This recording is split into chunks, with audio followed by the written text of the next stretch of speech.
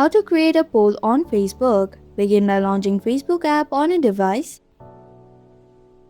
After that, tap on the menu icon from the top right corner.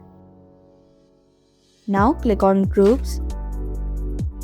At the top right corner, you will see plus icon. Tap on it. Select Create a Post option from the menu. Now select the group where you want to create the poll.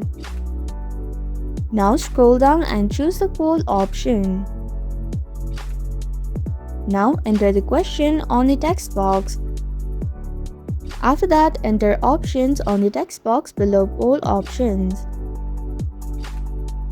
You can add more options by tapping on the Add Poll option. If you want to remove any option, then tap on the cross icon beside the option that you want to remove. After you're done, tap on the Done button. Then tap on the Post button from the top right corner. And that's how you can create a poll on Facebook.